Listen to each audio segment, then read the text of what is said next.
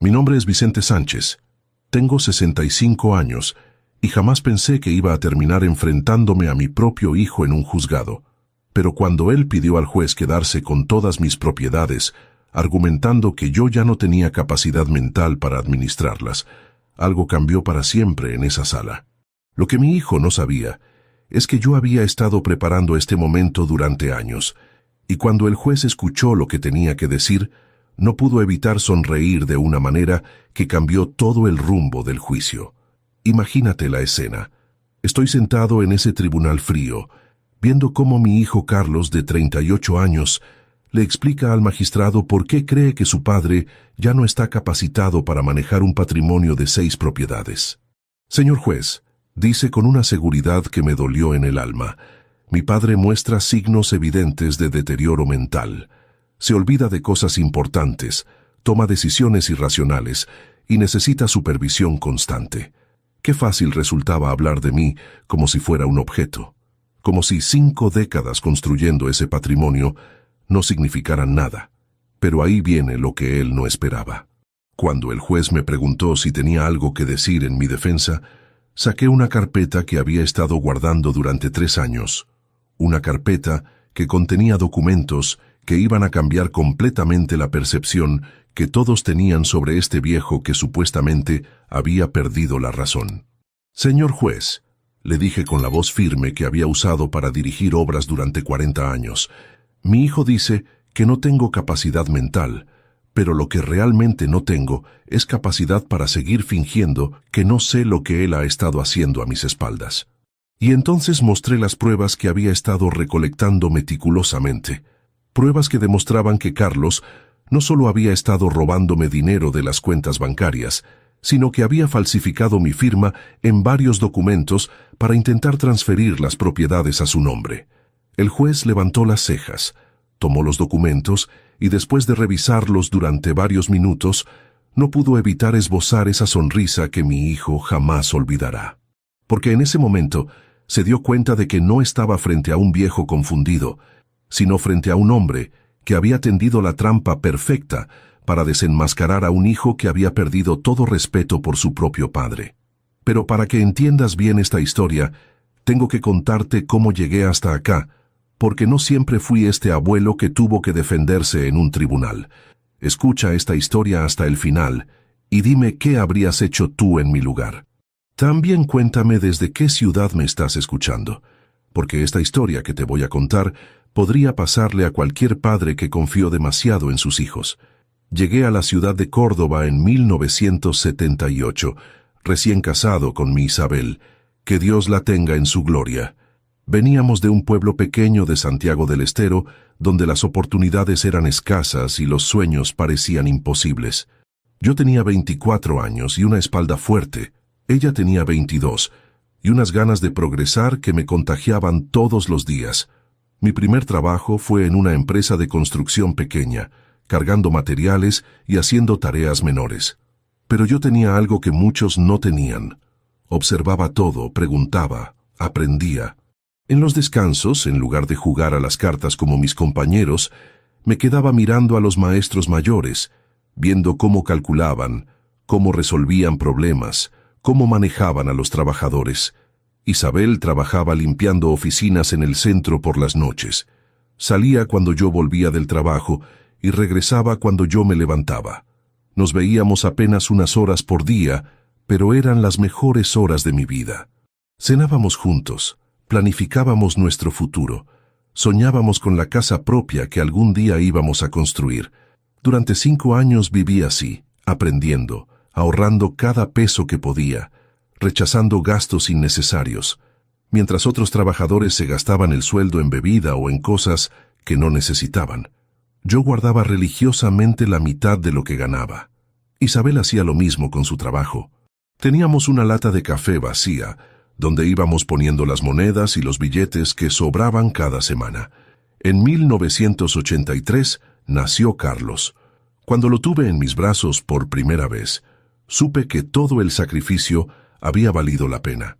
Este nene iba a tener oportunidades que yo nunca tuve. Iba a estudiar, iba a ser profesional, iba a vivir mejor que sus padres. pero también sabía que para eso tenía que trabajar el doble. Fue en esa época que tomé una de las decisiones más importantes de mi vida. Con los ahorros que habíamos juntado, compré un terreno pequeño en un barrio que estaba empezando a crecer. No tenía mucho dinero, pero tenía algo mejor. Tenía tiempo y conocimiento. Decidí construir mi primera casa con mis propias manos. Trabajaba 8 horas en la empresa de construcción y después venía a trabajar en mi terreno hasta que se hacía de noche. Isabel me traía mate y me ayudaba cargando ladrillos cuando Carlos dormía.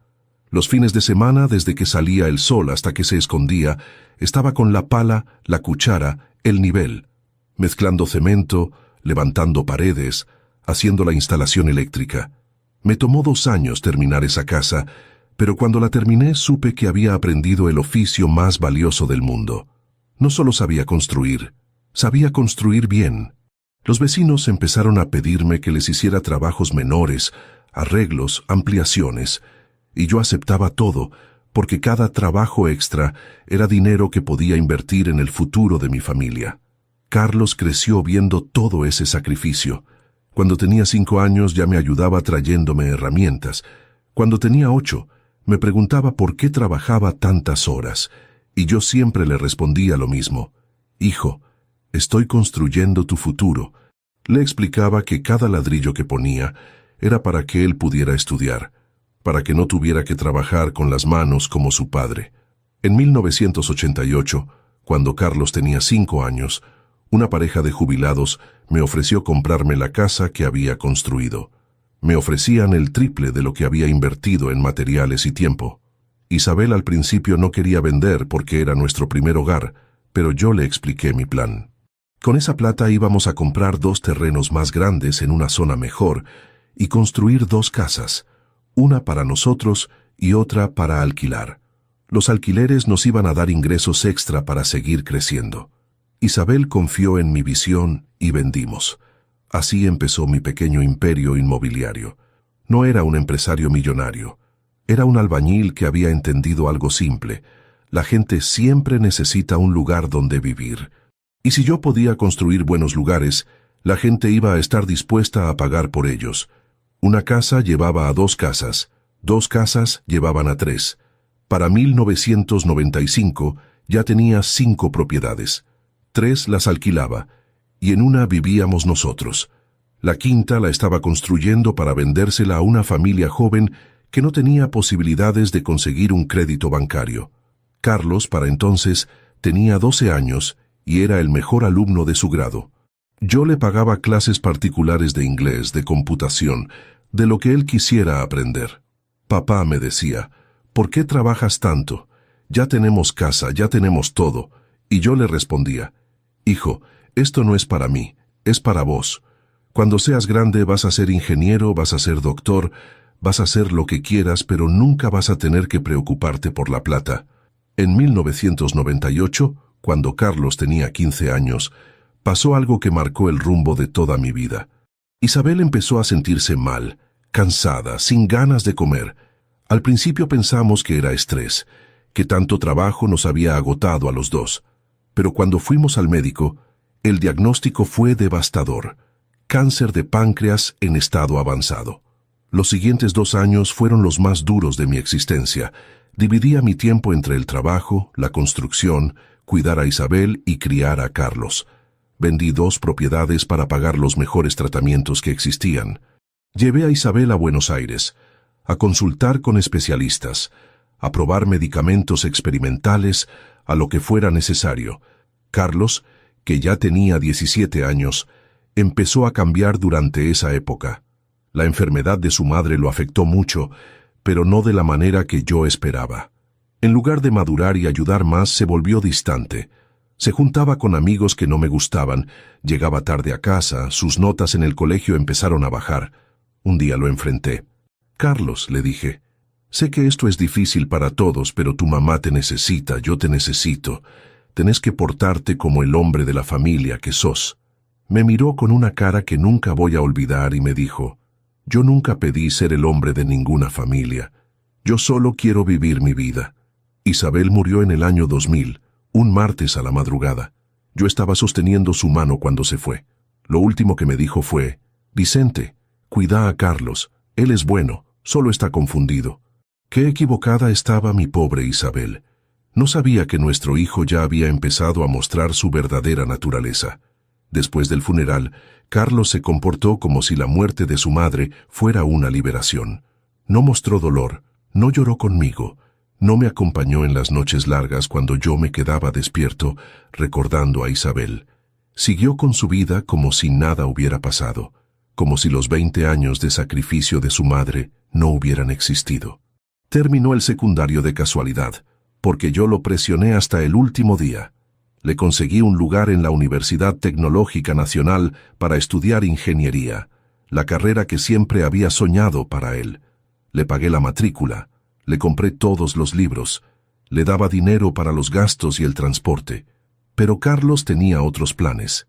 En lugar de estudiar, empezó a faltar a clases. En lugar de aprovechar la oportunidad que le estaba dando, empezó a salir de noche, a llegar borracho a casa, a pedirme plata para gastos que no me explicaba bien. «Es para los estudios, papá», me decía cuando le preguntaba para qué necesitaba tanto dinero. Durante 3 años mantuve esa farsa. 3 años esperando que madurara, que entendiera la oportunidad que tenía. Hasta que un día recibí una carta de la universidad informándome que Carlos había sido expulsado por ausentismo. Había estado faltando a clases durante 2 semestres completos y jamás me había dicho nada. Esa noche tuvimos la pelea más grande de nuestras vidas. Le grité cosas que nunca pensé que le diría a mi hijo. Le dije que había desperdiciado el sacrificio de su madre muerta, que había traicionado todos los sueños que habíamos tenido para él. Y él me respondió con una frialdad que me heló la sangre. «Yo nunca quise estudiar ingeniería. Esa era tu fantasía, no la mía». Le pregunté qué quería hacer entonces con su vida. Me dijo que quería trabajar conmigo, aprender el negocio de las propiedades, hacerse cargo de las casas que yo alquilaba. «Total», me dijo, «algún día todo esto va a ser mío, ¿no?».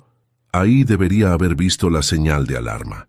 Ahí debería haber entendido que mi hijo no veía mi trabajo como un legado familiar, sino como una herencia que estaba esperando cobrar. Pero yo tenía esperanzas de que trabajando conmigo iba a aprender valores, iba a entender lo que significa el esfuerzo, iba a madurar. Qué equivocado estaba. Carlos empezó a trabajar conmigo en el año 2003. Al principio parecía interesado. Hacía preguntas, me acompañaba a ver las propiedades, hablaba con los inquilinos. Pero de a poco empecé a notar cosas extrañas. Los inquilinos me comentaban que Carlos les había dicho que él era el verdadero dueño de las casas, que yo era solo su empleado. Cuando lo confronté, se hizo el sorprendido. «Papá, ellos malentendieron. Yo solo les dije que trabajaba en el negocio familiar, pero las quejas siguieron llegando». Carlos les decía a los inquilinos que podía hacerles descuentos si le pagaban a él directamente. Les prometía arreglos y mejoras que yo no había autorizado. Actuaba como si las propiedades ya fueran suyas. En el año 2005, cuando tenía 30 años, Carlos me dijo que quería casarse. La novia era Patricia, una chica que había conocido en un boliche y que trabajaba como vendedora en una tienda del centro. No era mala chica, pero desde el primer día vi que tenía las mismas actitudes que Carlos. Creía que merecía todo sin trabajar por nada. Organicé la boda, pagué todo, les regalé una de mis propiedades para que vivieran.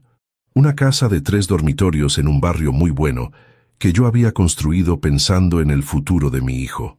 Carlos no me agradeció. Me dijo que era lo mínimo que podía hacer por él, considerando que había perdido su juventud trabajando para mí.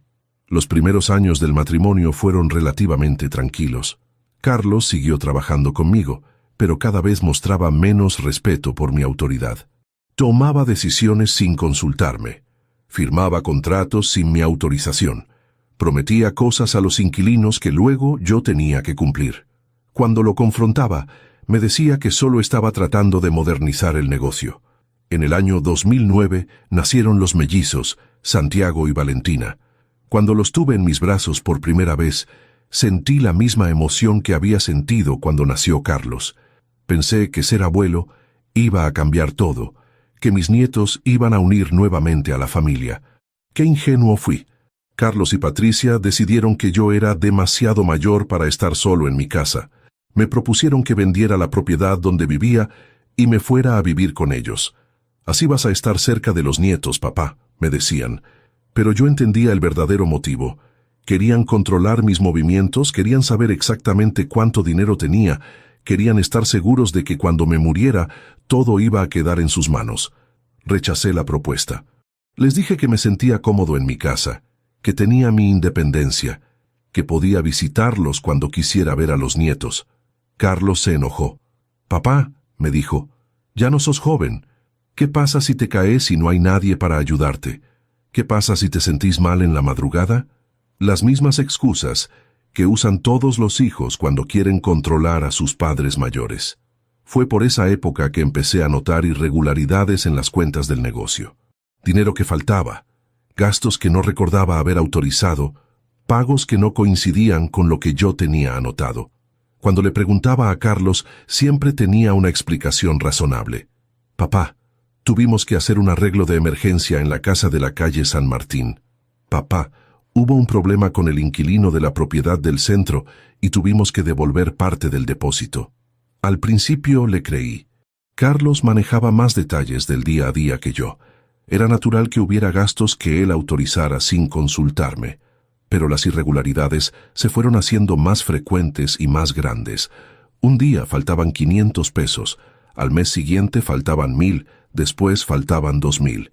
En el año 2011 decidí hacer algo que nunca había hecho. Contraté a un contador independiente para que revisara todas las cuentas del negocio. Le dije que quería poner todo en orden para cuando llegara el momento de transferir las propiedades a mi hijo. El contador era un tipo joven, pero muy meticuloso. Se llamaba Sebastián Ruiz. Después de 3 semanas revisando todos los papeles, Sebastián me pidió una reunión urgente. «Don Vicente», me dijo con una cara muy seria, «hay cosas que usted tiene que saber». Me mostró una planilla donde había calculado todas las irregularidades que había encontrado. En los últimos 5 años habían desaparecido casi 100,000 pesos de las cuentas del negocio. Pero eso no era lo peor. Sebastián había descubierto que Carlos había estado falsificando mi firma en varios documentos. Había firmado contratos de alquiler con precios más bajos de los que yo había autorizado y se había quedado con la diferencia. Había autorizado obras y reparaciones con empresas que probablemente le pagaban comisiones por recomendarlos. Había estado robándome sistemáticamente durante años. Esa noche no dormí. Me quedé despierto pensando en cómo había fallado como padre, en qué había hecho mal para que mi hijo me robara de esa manera.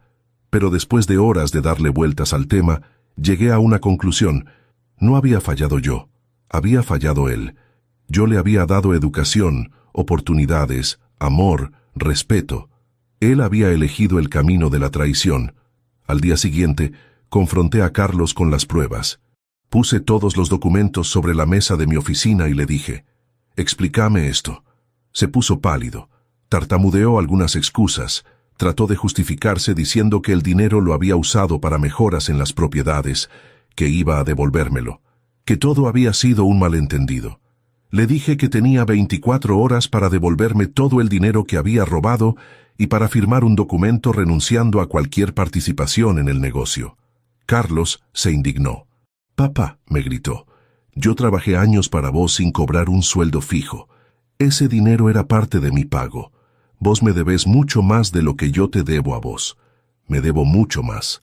Después de pagarle la educación que desperdició, después de regalarle una casa, después de darle un trabajo que no merecía, después de permitirle robarme durante años, yo le debía más». Ahí entendí que mi hijo no solo era un ladrón, era un desagradecido. Carlos no devolvió el dinero. En cambio, se fue de mi oficina dando un portazo y no volvió a hablarme durante 6 meses. Durante ese tiempo me enteré por Patricia de que estaban diciendo en el barrio que yo había enloquecido, que estaba acusando a mi propio hijo de robar por celos, que ya no tenía capacidad mental para manejar el negocio. En el año 2012, cuando los mellizos tenían 3 años, Carlos apareció de vuelta en mi casa. Pero no venía a disculparse. Venía con una propuesta que me dejó helado. Quería que yo firmara un poder general a su favor para que él pudiera administrar todas las propiedades. Papá, me dijo, los dos sabemos que vos ya no tenés la energía para manejar todo esto. Déjame a mí hacerme cargo oficialmente. Le dije que antes de darle cualquier poder, tenía que devolverme el dinero que había robado y explicarme por qué merecía mi confianza después de haberme traicionado. Su respuesta me mostró hasta dónde había llegado su deterioro moral. Papá, vos ya sos grande. ¿Para qué querés tanta plata? Tarde o temprano todo esto va a ser mío. ¿No es mejor que empiece a manejarlo ahora que podés enseñarme? Tarde o temprano todo esto va a ser mío. Como si mi muerte fuera solo una formalidad que estaba retrasando sus planes. Como si 60 años trabajando como un animal fueran solo una etapa previa a su herencia. Ese día supe que mi hijo no me veía como su padre, me veía como un obstáculo. Le dije que no iba a firmar ningún poder, que las propiedades seguían siendo mías mientras yo tuviera uso de razón, y que cuando me muriera, él iba a heredar lo que yo considerara justo, no lo que él creía que merecía. Carlos se fue furioso. Desde afuera de mi casa me gritó algo que me marcó para siempre. Viejo avaro, ya vas a ver lo que te pasa cuando te quedes solo. Durante los siguientes 3 años, Carlos desarrolló una estrategia muy elaborada para demostrar que yo había perdido la capacidad mental. Empezó a esparcir rumores en el barrio de que me olvidaba de cosas importantes, que tomaba decisiones irracionales, que necesitaba supervisión constante. Le decía a los inquilinos que no me hicieran caso si yo les daba instrucciones porque estaba enfermo de la cabeza. También empezó a documentar cualquier error menor que yo cometiera. Si me olvidaba del nombre de un inquilino nuevo, él lo anotaba. Si confundía una fecha, él lo registraba. Si tardaba más tiempo del normal en hacer un cálculo, él lo comentaba con todo el mundo. Estaba construyendo un expediente para demostrar mi supuesta demencia. Lo más doloroso de todo era que utilizaba a mis nietos como herramienta de chantaje. Papá, me decía, Santiago y Valentina te quieren mucho, pero les da miedo verte tan confundido. Patricia dice que es mejor que no vengan mucho hasta que te sientas mejor. Mis propios nietos empezaron a verme como un viejo loco que daba pena y miedo a la vez. En el año 2015, cuando cumplí 60 años, Carlos me hizo una visita que jamás voy a olvidar. Vino acompañado de Patricia y de un abogado que yo no conocía. El abogado se presentó como el doctor Ramón Villalba y me explicó que habían venido a proponerme un arreglo beneficioso para toda la familia. El doctor Villalba me mostró unos documentos que habían preparado. Era una transferencia de todas mis propiedades a nombre de Carlos, con la condición de que él se hiciera cargo de todos mis gastos médicos y de mantenimiento hasta el día de mi muerte. Don Vicente, me dijo el abogado, de esta manera usted se asegura de tener todo cubierto y su hijo puede empezar a manejar el patrimonio familiar de manera más eficiente. Les dije que no iba a firmar nada, que mis propiedades eran mías y que iba a decidir yo qué hacer con ellas. Carlos me miró con esa sonrisa falsa que había perfeccionado durante años. Papá, me dijo, sé razonable. Vos ya no podés manejar todo esto solo. Tarde o temprano vas a necesitar que alguien se haga cargo. ¿No es mejor que sea tu propio hijo? El doctor Villalba agregó algo que me heló la sangre. Don Vicente, si usted no quiere hacer esto por las buenas, siempre podemos hacerlo por las malas. Su hijo tiene evidencias de que usted ya no está capacitado para tomar decisiones importantes. Era una amenaza velada. Me estaban diciendo que si no les daba las propiedades voluntariamente, iban a iniciar un juicio para declararme incapaz. Esa noche, después de que se fueron, tomé una decisión que cambiaría el rumbo de toda esta historia.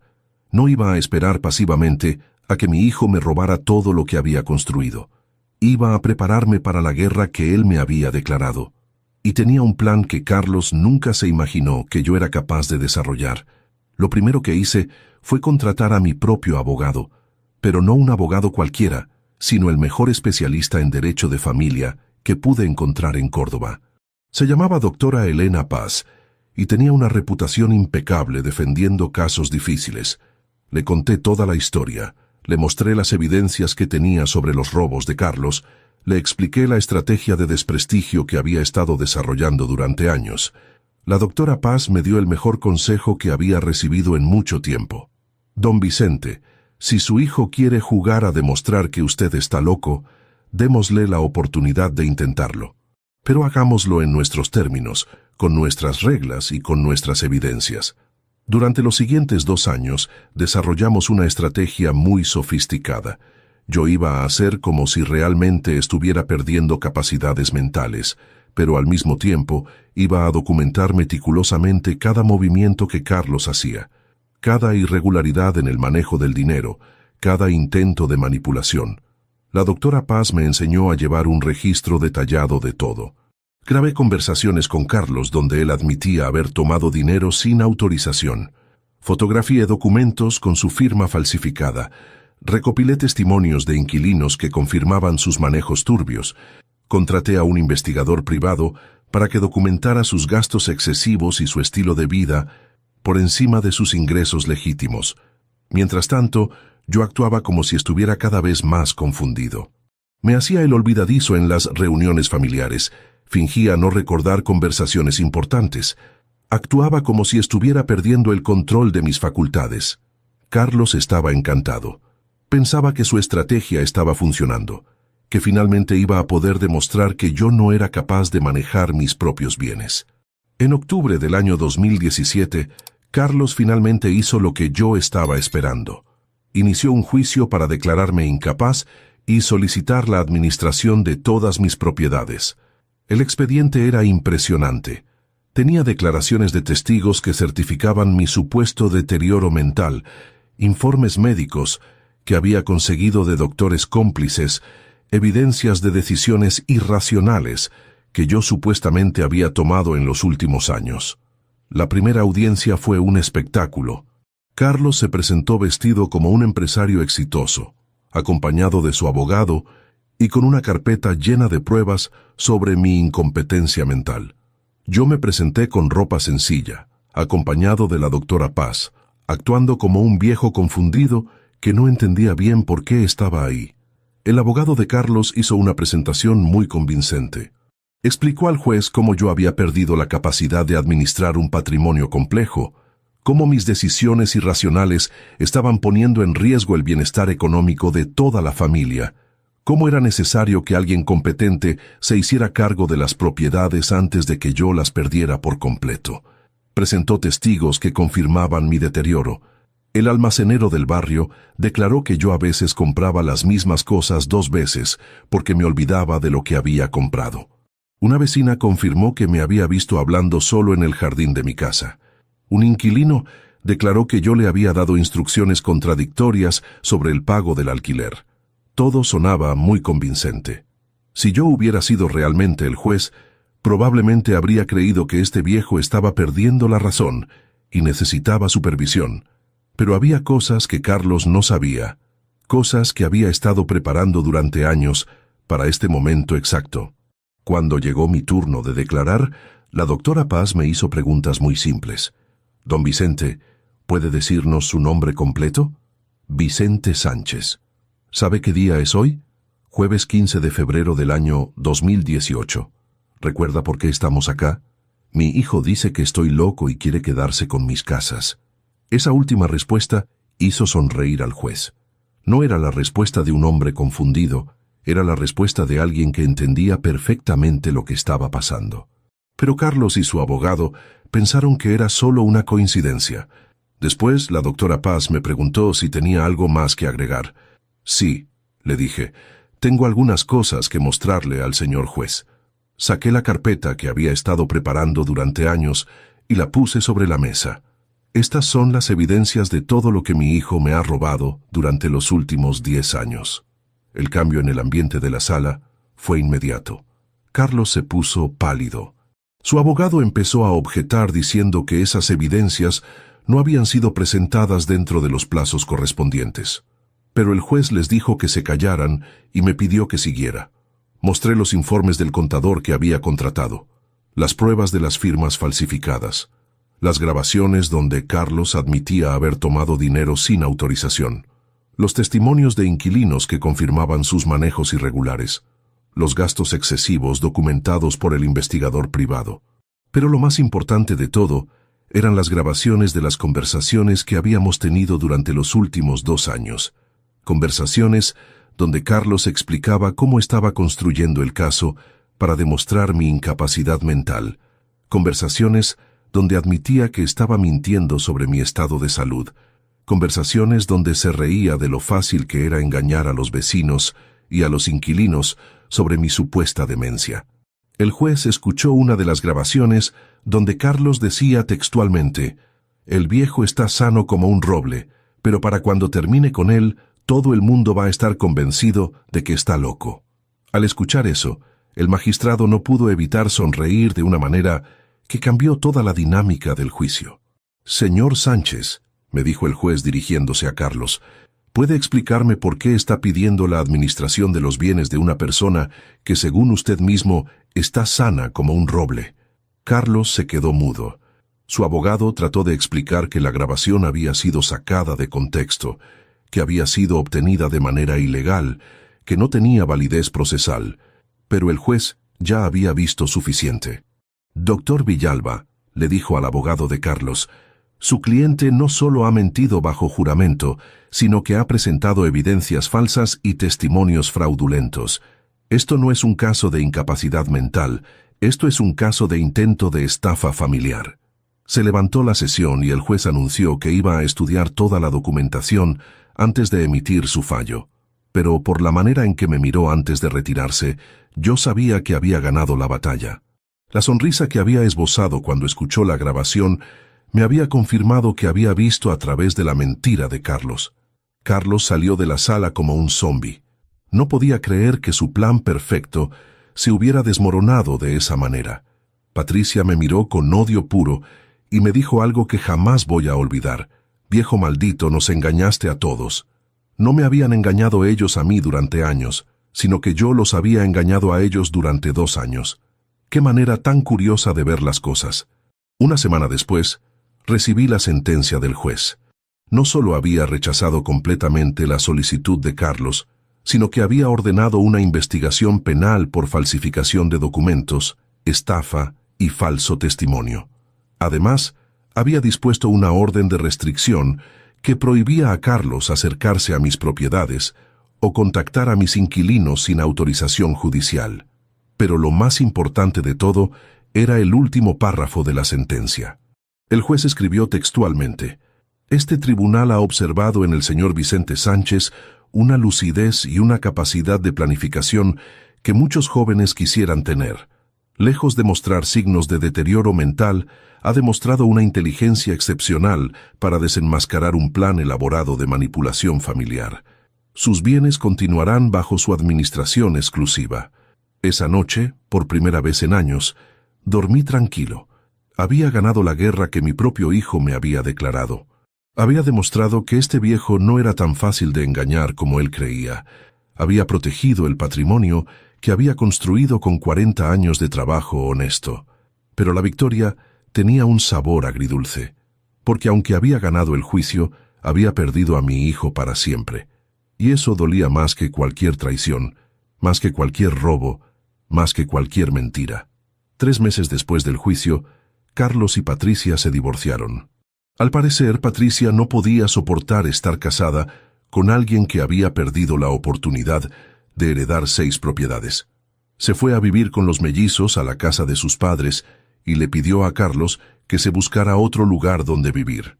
Carlos tuvo que vender la casa que yo le había regalado para pagar las costas del juicio y los honorarios de su abogado. Con el dinero que le quedó, alquiló un departamento pequeño en un barrio que estaba muy lejos de la zona donde yo tenía mis propiedades. Me enteré por los vecinos que había conseguido trabajo como vendedor de seguros en una empresa del centro. Durante varios meses no supe nada de él. No me llamaba, no me visitaba, no preguntaba por mi salud. Era como si hubiera decidido que si no podía tenerme como fuente de dinero, prefería no tenerme para nada. Los mellizos tampoco venían a visitarme. Patricia les había dicho que el abuelo era un hombre malo que les había quitado la herencia a sus papás. En diciembre del año 2018, casi un año después del juicio, recibí una visita inesperada. Era Santiago, mi nieto mayor, que para entonces tenía 9 años. Había venido solo, caminando desde la casa de sus abuelos maternos hasta mi casa. Cuando abrí la puerta y lo vi parado ahí, no pude evitar abrazarlo hasta que me dolieron los brazos. «Abuelo», me dijo con esa vocecita que me partía el alma, «¿es verdad que vos sos malo?». Me senté con él en el sillón del living y traté de explicarle con palabras que pudiera entender por qué las cosas habían pasado como habían pasado. Le dije que a veces los adultos se pelean por cosas que parecen muy importantes, pero que en realidad no lo son tanto, que su papá y yo habíamos tenido una pelea muy grande, pero que eso no significaba que yo no lo quisiera a él. Santiago me escuchó con esa seriedad que tienen los chicos cuando sienten que algo importante está pasando. Después me preguntó si era verdad que yo tenía muchas casas y que no se las quería dar a su papá. Le expliqué que las casas eran mías porque yo las había construido trabajando muchos años, pero que algún día, cuando él fuera grande, una parte de esas casas iba a ser para él y para su hermana. ¿Y para papá no va a quedar nada?, me preguntó. Para papá va a quedar lo que él se gane trabajando, como hice yo, le respondí. Era una conversación muy dura para tener con un nene de 9 años, pero Santiago era inteligente y entendía más de lo que aparentaba. Esa visita de mi nieto me hizo reflexionar mucho sobre el futuro. Yo ya tenía 63 años, no era inmortal. Algún día iba a morirme y alguien tenía que heredar lo que había construido. Carlos había demostrado que no merecía esa herencia, pero Santiago y Valentina eran inocentes de las traiciones de su padre. Fue entonces cuando tomé la decisión más importante de los últimos años de mi vida. Contraté nuevamente a la doctora Paz y le pedí que redactara un testamento muy específico. El 70% de mis bienes iba a ir a una fundación que yo iba a crear para ayudar a familias trabajadoras a acceder a viviendas dignas. El 30% restante iba a ir a mis nietos, pero en un fideicomiso que solo iban a poder tocar cuando cumplieran 25 años. Además, establecí una condición muy clara. Para poder acceder a su herencia, Santiago y Valentina tenían que visitarme al menos una vez por mes durante los últimos años de mi vida. No era una imposición cruel, era una manera de asegurarme de que iban a conocer realmente a su abuelo, no la versión distorsionada que sus padres les habían contado. Para Carlos no dejé absolutamente nada. En el testamento escribí textualmente: «A mi hijo Carlos Sánchez no le dejo ningún bien material porque durante años demostró que valoraba más mi dinero que mi cariño. Espero que algún día entienda que la verdadera herencia que le dejé fue la educación y las oportunidades que desperdició, no las propiedades que trató de robarme». También incluí una carta explicativa para mis nietos, una carta que solo iban a poder leer cuando cumplieran 18 años. En esa carta les contaba toda la verdad sobre lo que había pasado con su padre, pero también les explicaba que no tenían que cargar con sus errores, que ellos podían elegir ser diferentes, que tenían la oportunidad de construir un futuro basado en valores sólidos. Durante el año 2019, Santiago empezó a visitarme regularmente. Al principio venía una vez por mes, como establecía el testamento, pero después empezó a venir más seguido porque realmente le gustaba pasar tiempo conmigo. Yo le enseñaba carpintería en mi pequeño taller del fondo. Le contaba historias de cuando su papá era chico. Le explicaba cómo había construido cada una de mis propiedades. Valentina tardó más en empezar a visitarme, pero cuando finalmente vino, se dio cuenta de que el abuelo malo del que le habían hablado en realidad era un señor que la quería mucho y que tenía muchas cosas interesantes para contarle. Le gustaba que le leyera cuentos, que le enseñara a cocinar milanesas, que le mostrara las fotos de su abuela Isabel. Carlos se enteró de las visitas de los mellizos y trató de prohibírselas, pero Patricia, que ya estaba divorciada de él, le dijo que no tenía derecho a decidir sobre los chicos. Además, había descubierto que los nietos que cumplieran con las condiciones del testamento iban a heredar una cantidad considerable de dinero y eso le convenía económicamente. Es curioso cómo funciona la mente humana. Patricia, que me había odiado durante años, ahora alentaba a sus hijos a visitarme porque había dinero de por medio. No me importaban sus motivaciones. Lo que me importaba era poder pasar tiempo con mis nietos, conocerlos, dejarles algo más valioso que dinero, recuerdos, valores, historias familiares. En el año 2020, cuando empezó la pandemia, las visitas se complicaron. Pero Santiago, que ya tenía 11 años, me llamaba por teléfono todas las semanas. Me contaba cómo le iba en el colegio, qué estaba leyendo, qué proyectos tenía para el futuro. Un día me dijo algo que me llenó de orgullo. Abuelo, cuando sea grande quiero construir casas como vos, pero para gente que no tiene dónde vivir. Ahí supe que había valido la pena todo, que mi verdadera herencia no eran las propiedades que había construido, sino los valores que estaba transmitiendo a la nueva generación. Santiago había entendido algo que su padre nunca entendió, que el trabajo honesto y la solidaridad son más importantes que la acumulación de riqueza. El año 2021 trajo una sorpresa que no esperaba. Carlos vino a visitarme por primera vez en 3 años. Había cambiado mucho, estaba más delgado, tenía canas, se lo veía cansado. Se sentó en el mismo sillón donde años atrás me había propuesto que le diera un poder general sobre mis bienes. Papá, me dijo con una voz que hacía tiempo no escuchaba, vengo a pedirte perdón. Le pregunté perdón por qué específicamente. Por haberte robado, por haberte mentido, por haber tratado de quitarte lo que era tuyo. Era la primera vez en su vida adulta que Carlos reconocía haber hecho algo malo. Me contó que los últimos años habían sido muy duros para él, que trabajar como vendedor de seguros le había enseñado lo difícil que era ganar dinero honestamente, que vivir en un departamento pequeño le había hecho valorar la comodidad de la casa que yo le había regalado y que él había tenido que vender, que ver a sus hijos solo los fines de semana le había mostrado lo que significaba perder a la familia.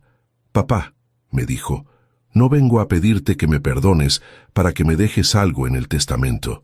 Sé que ya es muy tarde para eso. Vengo a pedirte perdón porque necesito dormir tranquilo, porque no quiero morirme sabiendo que traicioné al hombre que más sacrificios hizo por mí. No le respondí ese día. Le dije que tenía que pensar, que una disculpa después de tantos años de traición no borraba todo lo que había pasado. Se fue sin protestar, sin pedir una respuesta inmediata, sin tratar de manipularme como había hecho durante décadas. Durante las siguientes semanas, Carlos empezó a visitarme regularmente. No para pedirme dinero, no para tratar de convencerme de cambiar el testamento, sino para pasar tiempo conmigo. Me ayudaba con los trabajos menores de la casa, me acompañaba a las consultas médicas, conversaba conmigo sobre temas que no tenían nada que ver con propiedades o dinero. Una tarde, mientras estábamos reparando una canilla que goteaba en el patio, me dijo algo que me sorprendió. Papá, quiero que sepas que respeto tu decisión sobre el testamento. Entiendo que no merezco heredar nada después de lo que hice, pero me gustaría poder recuperar, aunque sea un poco de la relación que tenía con vos cuando era chico. Le pregunté por qué ahora, después de tantos años, se había dado cuenta de todo esto. Porque Santiago me contó las cosas que le enseñás cuando viene a visitarte, me respondió. Me contó que le explicaste que el trabajo honesto es más importante que tener dinero. Y me di cuenta de que yo nunca aprendí esa lección que vos trataste de enseñarme durante toda mi juventud. En septiembre del año 2022, cuando cumplí 65 años, organicé una pequeña fiesta en mi casa. Vinieron Santiago y Valentina, vino Patricia con su nueva pareja, vinieron algunos vecinos del barrio y también vino Carlos. No lo invité yo, sino que Santiago le pidió que viniera porque quería que toda la familia estuviera junta en el cumpleaños del abuelo. Durante esa fiesta pude observar algo que no había visto en muchos años. Carlos jugando con sus hijos, sin estar pensando en nada más, riéndose de verdad, comportándose como el padre que podría haber sido siempre si no hubiera estado obsesionado con mi dinero. Valentina se acercó a mí en un momento y me susurró al oído, «Abuelo, papá es más divertido ahora que antes». Esa noche, cuando todos se fueron, Carlos se quedó ayudándome a limpiar. Mientras lavábamos los platos, me preguntó si creía que algún día íbamos a poder tener una relación normal de padre e hijo. «No sé si normal», le respondí, «pero sí creo que podemos tener una relación honesta, y para mí, Eso es mejor que normal. Hace 3 meses, en enero del año 2023, pasó algo que cambió mi perspectiva sobre muchas cosas. Santiago, que ahora tiene 14 años, vino a visitarme y me dijo que quería hablar conmigo sobre algo muy importante. Se sentó en el sillón de enfrente y me miró con esa seriedad que a veces me recuerda a su abuela Isabel. «Abuelo», me dijo, «quiero pedirte algo». Le pregunté qué necesitaba. «Quiero que perdones a papá». Le expliqué que yo ya había perdonado a su padre, que las visitas de los últimos meses habían servido para sanar muchas heridas. «No», me dijo Santiago, «quiero que lo perdones de verdad, que le dejes algo en el testamento». Le pregunté por qué era tan importante para él que su padre heredara algo. «Porque papá cambió», me respondió. «Ya no es el mismo que te robaba y te mentía. Ahora es un papá que trabaja honestamente, que nos cuida, que habla bien de vos. Y creo que si vos le das una oportunidad de demostrar que cambió de verdad, él va a ser mejor persona». La sabiduría de ese chico de 14 años me dejó sin palabras. Tenía razón en muchas cosas. Carlos había cambiado, no de manera perfecta, pero sí de manera genuina. Ya no era el hombre ambicioso y manipulador que había tratado de robarme todo. Era un padre que trabajaba para mantenerse, que valoraba el tiempo con sus hijos, que había aprendido a valorar las cosas que realmente importan. Esa conversación con Santiago me hizo reflexionar mucho sobre el perdón, sobre las segundas oportunidades, sobre el legado que quería dejar. No el legado material, sino el legado emocional. ¿Quería que mis nietos recordaran a un abuelo que había castigado para siempre a su padre? ¿O quería que recordaran a un abuelo que había sido capaz de perdonar cuando el arrepentimiento era genuino? La semana pasada tomé una decisión.